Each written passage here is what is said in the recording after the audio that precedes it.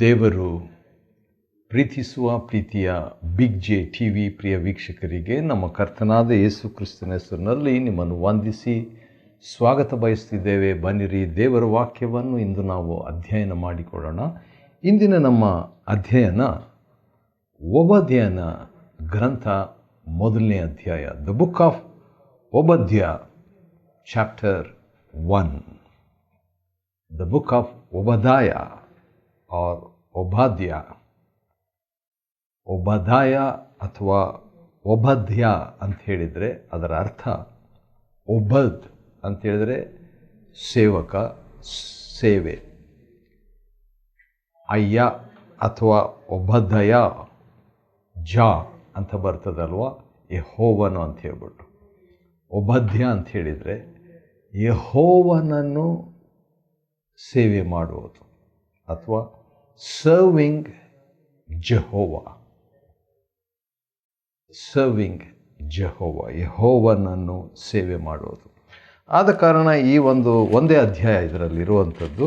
ಈ ಒಂದು ಅಧ್ಯಾಯದಲ್ಲಿ 21 ವಚನಗಳಿದೆ. ಆದ ಕಾರಣ ಈ 21 ವಚನಗಳಲ್ಲಿ ದೇವರ ಸೇವೆಯನ್ನು ಹೇಗೆ ಮಾಡುವುದು ಅಂತ ನಾವು ನೋಡ್ಕೊಳ್ಳೋಣ. ಮೊಟ್ಟ ಮೊದಲನೇದಾಗಿ ಸುಮಾರು 23 ವಿಷಯಗಳನ್ನು ಇಲ್ಲಿ ನಾವು ನೋಡಿಕೊಳ್ಳಬಹುದು. ಒಂದೊಂದಾಗಿ ನಾವು ನೋಡಿಕೊಳ್ಳೋಣ. ಹೌ ಟು ಸರ್ವ್ ಗಾಡ್, ಇರುವಾತನೇ ಆಗಿರುವಾತನ ಸೇವೆಯನ್ನು ಮಾಡುವುದು ಹೇಗೆ, ಅದನ್ನು ನೋಡಿಕೊಳ್ಳೋದಕ್ಕೆ ಮುಂಚಿತವಾಗಿ ಒಂದು ವಾಕ್ಯ ನಾನು ಓದ ಬಯಸ್ತೇನೆ. ಅದು ಅಪೊಸ್ತಲರ ಕೃತ್ಯ 20ನೇ ಅಧ್ಯಾಯದಲ್ಲಿ ಇರುವಂಥ ಒಂದು ವಾಕ್ಯ. ಅದು ಪೌಲನು ಯಾವ ರೀತಿಯಾಗಿ ದೇವ್ರ ಸೇವೆ ಮಾಡಿದನೆಂಬುದಾಗಿ ನನಗೆ ಭಾಳ ಇಷ್ಟವಾದಂಥ ಒಂದು ವಾಕ್ಯ ಇದು. ಅಪೊಸ್ತಲರ ಕೃತ್ಯ 20ನೇ ಅಧ್ಯಾಯ 19ನೇ ವಚನದಲ್ಲಿ ಪೌಲನು ಹೇಳ್ತಾ ಇರೋದು, ನಾನು ಬಹು ನಮ್ರತೆಯಿಂದಲೂ, ವಾವ್, ಹೇಗೆ ಬಹು ನಮ್ರತೆಯಿಂದಲೂ ಕಣ್ಣೀರಿನಿಂದಲೂ ಕರ್ತನ ಸೇವೆ ಮಾಡುತ್ತಿದ್ದೆನು.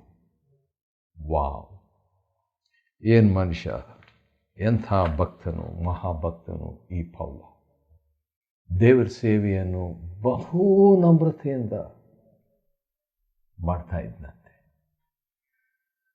ಸರಿ, ಹಾಗಾದರೆ ನಾವು ದೇವರ ಸೇವೆಯನ್ನು ಹೇಗೆ ಮಾಡುವುದು ಎಂಬುದಾಗಿ ನೋಡುವಾಗ, ಓಬದ್ಯನಿಗೆ ದೇವರ ಒಂದು ದರ್ಶನ ಒದಗಿಸಲಾಗಿದೆ. ಆದ ಕಾರಣ ಅಲ್ಲಿ ಇಡೀ 21 ವಚನಗಳಲ್ಲಿ ಗರ್ವದ ಬಗ್ಗೆ ಸಾಕಷ್ಟು ಹೇಳಲಾಗಿದೆ.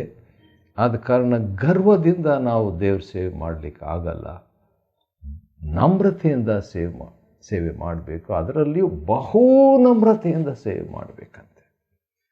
ಆದ ಕಾರಣ ದೇವರು 3ನೇ ವಚನದಲ್ಲಿ, ಮೊದಲನೇ ಅಧ್ಯಾಯ, ಒಂದೇ ಅಧ್ಯಾಯ ಇರೋದು ಓಬದ್ಯ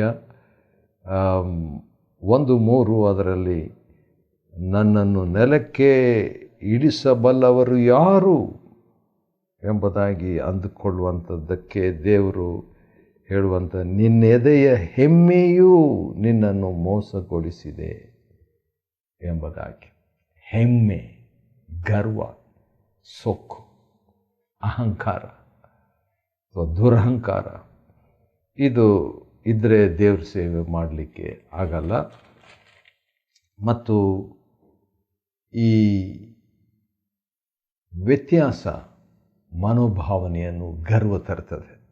ಒಬ್ಬ ವ್ಯಕ್ತಿಯ ಜೀವನದಲ್ಲಿ ಗರ್ವ ಇರುವುದಾದರೆ 7 ವ್ಯತ್ಯಾಸಗಳನ್ನು ಅದು ತರುವಂಥದ್ದಾಗಿದೆ. 7 ಇಂಡಿಫರೆನ್ಸಸ್.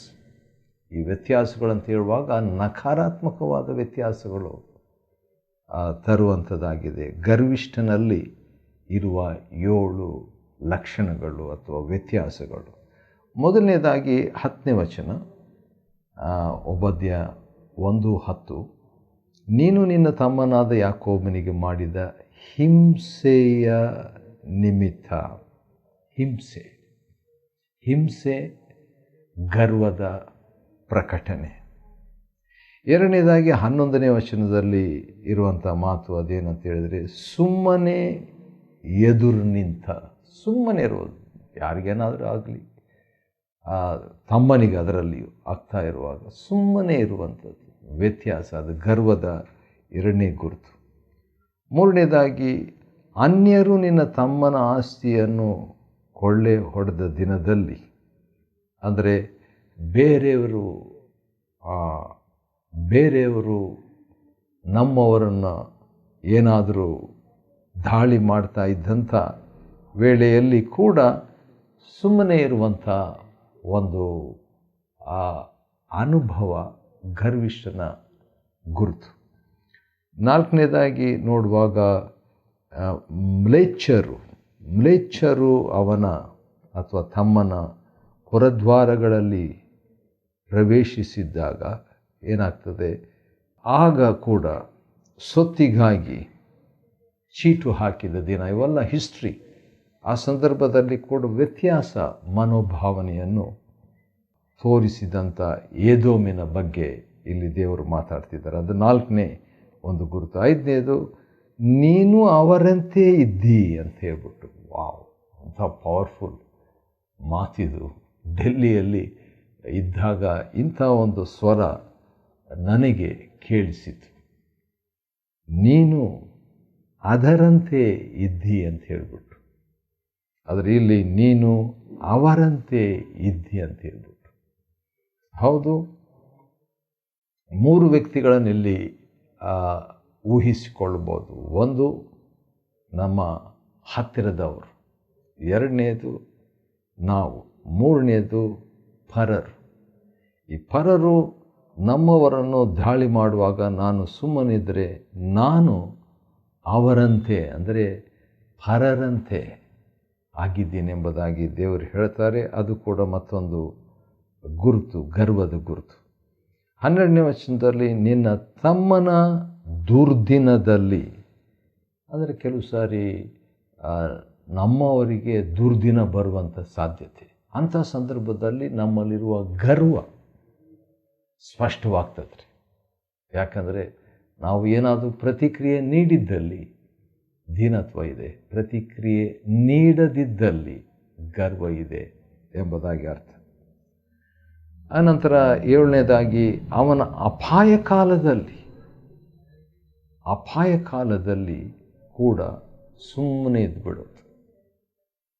ಹಾಗಾದರೆ ಹಿಂಸೆ ಆಗುವಾಗ, ಬೇರೆಯವರಿಂದ ಹಾನಿ ಆಗುವಾಗ, ಇವೆಲ್ಲ ಕಾರ್ಯಗಳಲ್ಲಿ ಪ್ರತಿಕ್ರಿಯೆ ಸುಮ್ಮನೆ ಇದ್ಬಿಡೋದು. ಹಾಗಿದ್ರೆ ದೇವರು ಹೇಳುವಂಥದ್ದು ಅವರಂತೆ ನೀನಿದ್ದಿ ಎಂಬುದಾಗಿ. ಸರಿ, 7 ವ್ಯತ್ಯಾಸಗಳನ್ನು ನಾವು ನೋಡಿದ್ವಿ. ಈಗ 8 ಗರ್ವಿಷ್ಠರು ಮಾಡಬಾರದಂಥ 8 ಸಂಗತಿಗಳು. ದೇವ್ರ ಸೇವೆ ಹೇಗೆ ಮಾಡಬೇಕು? ಮೊದಲನೇದಾಗಿ ದೇವ್ರ ಸೇವೆ ಹೇಗೆ ಮಾಡಬೇಕಂದ್ರೆ, ವ್ಯತ್ಯಾಸ ಆತ್ಮ ಇಲ್ಲದವರಾಗಿ ದೇವ್ರ ಸೇವೆ ಮಾಡಬೇಕು. ಎರಡನೇದಾಗಿ, ದೇವರ ಸೇವೆಯನ್ನು ನಾವು ಮಾಡಬೇಕಾದರೆ ಬಹು ದೀನತ್ವದಿಂದ ಮಾಡಬೇಕು. ಅದು ನಮ್ಮ ಗುರಿ, ಮಹಾಗುರಿ. ಪೌಲನು ಆ ರೀತಿಯಾಗಿ ಗುರಿ ಸಾಧಿಸಿದ. ಅಪೊಸ್ತಲಕೃತ್ಯ 20:19 ಒಂದು ವೇಳೆ ನಾವು ಆ ಬಹುದೀನತ್ವವನ್ನು ಪಡ್ಕೊಳ್ಳೋದಾದರೆ ಬೇರೆಯವರ ವಿಷಯದಲ್ಲಿ 8 ಸಂಗತಿಗಳನ್ನು ಮಾಡಬಾರದು. 8 ought nots of ಪ್ರೌಡ್. ಗರ್ವಿಷ್ಠರಾಗಬಾರ್ದಂದರೆ 8 ಸಂಗತಿಗಳನ್ನು ಮಾಡಬಾರ್ದು. ಇದು ದೇವರು ತಾನೇ ಹೇಳಿದ್ದು. ನೋಡೋಣ ಬನ್ನಿರಿ ಏನೆಲ್ಲ ದೇವರು ಹೇಳ್ತಾರಂತ. ಓಬದ್ಯ 1:12, ಒಂದೇ ಅಧ್ಯಾಯ ಇರೋದು, 12ನೇ ವಚನ.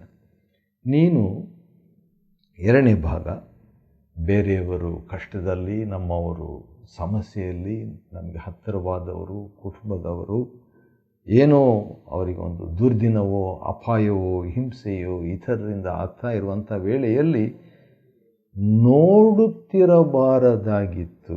ಒಂದು, ನೀನು ಸುಮ್ಮನೆ ನೋಡುತ್ತಿರಬಾರದಾಗಿತ್ತು. ಇದು ಮೊದಲನೇದು.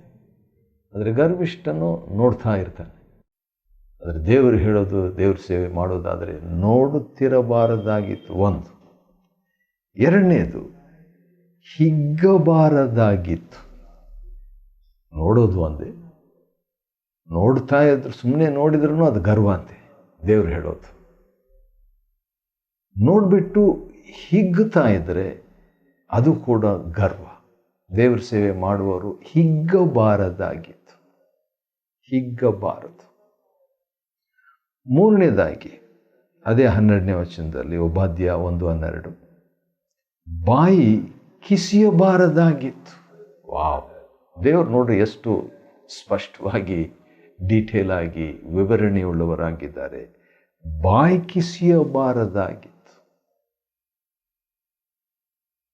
ನೋಡುತ್ತಿರಬಾರದಾಗಿತ್ತು, ಹಿಗ್ಗಬಾರದಾಗಿತ್ತು, ಬಾಯಿ ಕಿಸಿಯಬಾರದಾಗಿತ್ತು. ನಾಲ್ಕನೇದಾಗಿ, ನನ್ನ ಜನರ ವಿಪತ್ಕಾಲದಲ್ಲಿ ಅವರ ಪುರದ್ವಾರದೊಳಗೆ ಪ್ರವೇಶಿಸಬಾರದಾಗಿತ್ತು. ಪ್ರವೇಶಿಸಬಾರದಾಗಿತ್ತು. ನಾಲ್ಕನೇದು, ಎದೋಮ್, ಆ ಗರ್ವಿಷ್ಠ ವ್ಯಕ್ತಿ, ದೇಶ ಏನು ಮಾಡಿದರು, ದೇವಜನರ ಕಷ್ಟಕಾಲದಲ್ಲಿ ಅವರು ಪುರದ್ವಾರದೊಳಗೆ ಪ್ರವೇಶಿಸಿದ್ರಂತೆ. ಅದು ಕೂಡ ಗರ್ವದ ಸೂಚನೆಯಾಗಿ ದೇವರು ಹೇಳ್ತಾರೆ. ದೇವ್ರ ಸೇವೆ ಮಾಡುವವರು ಆ ರೀತಿ ಮಾಡಬಾರ್ದು. ಅನಂತರ 13ನೇ ವಚನದಲ್ಲಿ ದೇವರು ಹೇಳುವಂಥ 5ನೇ ಸಂಗತಿ, ಮಾಡಬಾರದ 8 ಸಂಗತಿಗಳಲ್ಲಿ 5ನೇದು ಅದೇನಂತ ಹೇಳಿದರೆ, ದೇವ್ರ ಸೇವೆ ಮಾಡಬೇಕಾದ್ರೆ ನಾವು ಈ 8 ಸಂಗತಿಗಳನ್ನು ಮಾಡಬಾರ್ದು.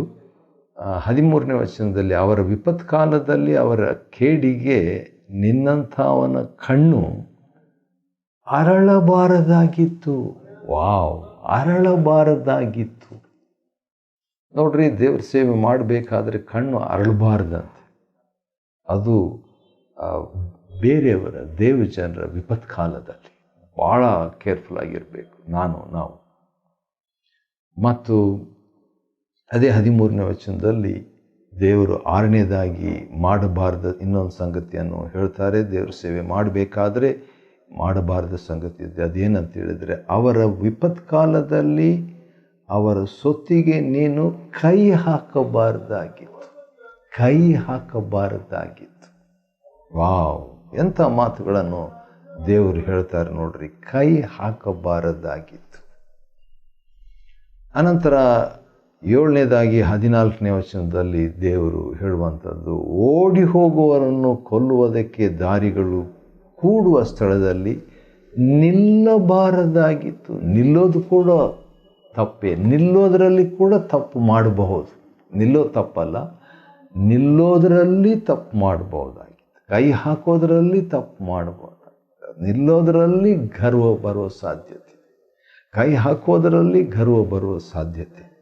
ಇಕ್ಕಟ್ಟಿನ ವೇಳೆಯಲ್ಲಿ ತಪ್ಪಿಸಿಕೊಂಡವರನ್ನು ಕೊನೆಗೆ 8ನೇದಾಗಿ ಶತ್ರುವಿಗೆ ಒಪ್ಪಿಸಬಾರದಾಗಿತ್ತು. ಒಪ್ಪಿಸಬಾರದಾಗಿತ್ತು. ಒಪ್ಪಿಸುವುದರಲ್ಲಿ ಕೂಡ ಗರ್ವ.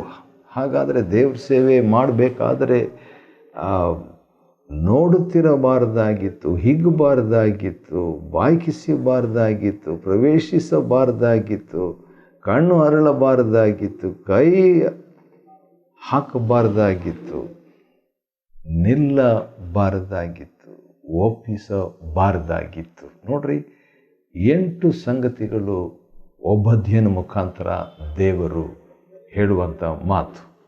ದೇವರ ಸೇವೆ ಮಾಡಬೇಕಾದ್ರೆ ಇದು ಮಾಡಲೇಬಾರದು ಅಂತ ಹೇಳ್ಬಿಟ್ಟು, ಒಂದು ವೇಳೆ ಮಾಡ್ತೀನಿ ಅಂತ ಹೇಳಿದ್ರೆ ದೇವರು ಹೇಳುವಂಥದ್ದು 15ನೇ ವಚನದಲ್ಲಿ ಏನಂತ ಹೇಳ್ತಾರೆ, ನೀನು ಮಾಡಿದ್ದೇ ನಿನಗಾಗುವುದು. ವಾವ್! ಎಂಥ ಮಾತು. ನೀನು ಮಾಡಿದ್ದೇ ನಿನಗಾಗುವುದು, ನಿನ್ನ ಕೃತ್ಯವೇ ನಿನ್ನ ತಲೆಗೆ ಬರುವುದು. ಸರಿ, ಈ ರೀತಿಯಾಗಿ ಹೇಳಿದ ಮೇಲೆ ಮತ್ತು ದೇವರು ಈಗ 9 ವಿಷಯಗಳನ್ನು ಹೇಳ್ತಾರೆ. ಆ 9 ಕೂಡ ನಾವು ನೋಡಬೇಕು. Restorations of the faced by the proud. ಒಂದು ವೇಳೆ ಗರ್ವಿಷ್ಠರಿಂದ ನಾವು ಏನಾದರೂ ಹಾನಿ ಹೊಂದಿದರೆ ದೇವರು ಪುನಃಸ್ಥಾಪಿಸುವುದಾಗಿ ಹೇಳ್ತಾನ್ರಿ. ಈ 9 ಪುನಃಸ್ಥಾಪನೆಯಿಂದ ದೇವರ ಸೇವೆ ನಾವು ಮಾಡಬಹುದು. ಬೇರೆಯವರಿಂದ ನಮಗೆ ಹಿಂಸೆ ಬರ್ಬೋದು, ಬಂದರೂ ಅದನ್ನು ಸಹಿಸಿಕೊಳ್ಳುವಾಗ ದೇವರು ಈ 9 ಪುನಃಸ್ಥಾಪನೆಯನ್ನು ಕೊಡ್ತಾನೆ. ಆ ಮೂಲಕ ದೇವರ ಸೇವೆಯನ್ನು ಮಾಡ್ಬೋದು. ಸರಿ, ಮೊದಲನೇ ಪುನಃಸ್ಥಾಪನೆ 17ನೇ ವಚನ, ಓಬದ್ಯ 1:17. ಅದೇನೆಂದರೆ, ಆದರೆ ಚೀಯೋನ್ ಉಳಿದಿರುವುದು. ದೇವರು ಉಳಿಯುವಂತೆ ಮಾಡ್ತಾನೆ, ಅದರಿಂದ ಸೇವೆ ಮಾಡಬೇಕು. ಮತ್ತು ಎರಡನೇದಾಗಿ ದೇವರು ಹೇಳುವಂಥದ್ದು ಏನಂತ ಹೇಳಿದರೆ, ಹೌದು, ಅವರು ಸ್ವಾಸ್ಥ್ಯಗಳನ್ನು ಅನುಭವಿಸುವರು. ದೇವರ ಸ್ವಾಸ್ಥ್ಯವನ್ನು ಅನುಭವಿಸುವವರಾಗಿ ದೇವರ ಸೇವೆ ಮಾಡಬೇಕು. ಮೂರನೇದಾಗಿ ಅಗ್ನಿಯಿಂದ ನಾವು ಸೇವೆ ಮಾಡಬೇಕು, ಪವಿತ್ರಾತ್ಮನ ಅಗ್ನಿ. ಆನಂತರ 18ನೇ ವಚನ, ಅದು ಓಬದ್ಯ 1:18. ಅನಂತರ ಜ್ವಾಲೆಯಿಂದ ದೇವರ ಸೇವೆ ಮಾಡಬೇಕು. ಅದನ್ನು ಇಬ್ರಿಯ 1 ನಾವು ನೋಡ್ತೀವಿ, ಇಬ್ರಿಯ 1. ಅನಂತರ 2 ಸೇರಿ ಅಗ್ನಿ ಜ್ವಾಲೆಗಳು ನಮಗಿರಬೇಕು. 2 ಸೇರಿ ಕೂಡ ನಾವು ದೇವರ ಸೇವೆಯನ್ನು ಮಾಡಬೇಕು. ಯಾಕಂತ ಹೇಳಿದರೆ ಕೊಳೆಯಲ್ಲಿ ಅದು ನಡೆಸ್ತದೆ. 6ನೇದಾಗಿ ದಗದಗಿಸುತ್ತದೆ. ಕೊಳೆಯನ್ನು ತೆಗೆದು ಹಾಕಿ ದಗದಗಿಸುವಂತೆ ಸೇವೆ ಮಾಡಬೇಕು. ಇದು ದೀನತ್ವದ ಪ್ರಕಟಣೆಗಳು 9 ಕೂಡ. ಅನಂತರ ಮುಂದೆ ನಾವು ನೋಡುವಾಗ 19ನೇ ವಚನದಲ್ಲಿ ಸ್ವಾಧೀನ ಮಾಡಿಕೊಳ್ಳುವ ಅನುಭವದಿಂದ ವೈರಿ ಏನೆಲ್ಲ ನಮ್ಮ ಮೇಲೆ ದಾಳಿ ಮಾಡಿದ್ರು ಅದನ್ನು ಸ್ವಾಧೀನ ಮಾಡಿಕೊಳ್ಳುವ, ವೈರಿ ಕದ್ದುಕೊಳ್ಳುವಂಥದ್ದನ್ನು ನಾವು ಸ್ವಾಧೀನ ಮಾಡಿಕೊಂಡು ಸೇವೆ ಮಾಡುವಂಥದ್ದು. ಅದನ್ನೇ ಯೋಹಾನ 10 ನೋಡ್ತೇವೆ. 21ನೇ ವಚನ ಓಬದ್ಯ, ಅದರಲ್ಲಿ ನೋಡುವಾಗ 8ನೇದು ಯಾವ ರೀತಿಯಾಗಿ ಸೇವೆ ಮಾಡಬೇಕಂತ ಹೇಳಿದರೆ, ಆಳುವವರಾಗಿ ಸೇವೆ ಮಾಡಬೇಕು. ಪಾಪವು ನಮ್ಮನ್ನು ಆಳುವುದಲ್ಲ, ನಾವು ಪಾಪವನ್ನು ಆಳುವವರಾಗಿ, ರೋಮ 6:14 ಆ ರೀತಿಯಾಗಿ ನಾವು ಸೇವೆ ಮಾಡಬೇಕು. ರೋಮ 6:22 ಜಯ ಹೊಂದಿದವರಾಗಿ ಸೇವೆ ಮಾಡಬೇಕು. ಕೊನೆಯದಾಗಿ ಓಬದ್ಯ 1:21 9ನೇ ಒಂದು ಪುನಃಸ್ಥಾಪನೆಯ ಸೇವೆ, ದೀನತ್ವದ ಸೇವೆ ಹೇಗೆ ಅಂದರೆ, ಆಗ ರಾಜ್ಯವು ಯೆಹೋವನದಾಗಿರುವುದು. ಹಾಗಾದರೆ ರಾಜ್ಯವು ಬರಲಿ ಎಂಬುದಾಗಿ ನಾವು ಸೇವೆ ಮಾಡಬೇಕು. ಹೌದು, ಆಳಿಕೆಯನ್ನು ನಾವು ಮಾಡಬೇಕು, ಆದರೆ ದೇವರಿಗೆ ರಾಜನಾಗಿ, ಮೊದಲು ದೇವರ ರಾಜ್ಯಕ್ಕಾಗಿ, ನೀತಿಗಾಗಿ ತವಕಪಟ್ಟು ಸೇವೆ ಮಾಡಬೇಕು. ಇದು ಮತ್ತಾಯ 6:33 ಪ್ರಕಾರ. ಹಾಗಾದರೆ ಆ ರೀತಿಯಾಗಿ ನಾವು ಸೇವೆಯನ್ನು ಮಾಡಬೇಕು. ನಮ್ಮ ಕರ್ತನಾದ ಯೇಸು ಕ್ರಿಸ್ತನು ಫಿಲಿಪ್ಪಿ 2 ಆ ರೀತಿಯಾಗಿಯೇ ಸೇವೆ ಮಾಡಿದ್ದು. ಆ ರೀತಿಯಾಗಿ ನಾವು ಓಬದ್ಯ ಅಂತ ಹೇಳಿದ್ರೆ ಯೆಹೋವನನ್ನು ಸೇವೆ ಮಾಡುವುದು. ಹಾಗಾದರೆ ಇಷ್ಟು ವಿಧಾನಗಳು, 23 ಸುಮಾರು ವಿಧಾನಗಳು, ನಾವು ದೇವರ ಸೇವೆಯನ್ನು ಒಂದೇ ಮಾತಿನಲ್ಲಿ 23 ಹೇಳಬೇಕಾದ್ರೆ ದೀನತ್ವದಿಂದ ಮಾಡುವಂತೆ, ಬಹುದೀನತ್ವದಿಂದ ಮಾಡುವಂತೆ ದೇವರು ಸಹಾಯ ಮಾಡಲಿ. ಓಬದ್ಯನ ಗ್ರಂಥ 1ನೇ ಅಧ್ಯಾಯ, 1 ಅಧ್ಯಾಯ ಇರೋದು, ಅದನ್ನು ಅಧ್ಯಯನ ಮಾಡಿಕೊಳ್ಳುವಂತೆ ದೇವರು ಕೊಟ್ಟ ಕೃಪೆಗಾಗಿ ಆತನಿಗೆ ಸ್ತೋತ್ರವಾಗಲಿ. ದೇವರು ನಿಮ್ಮನ್ನು ಆಶೀರ್ವದಿಸಲಿ.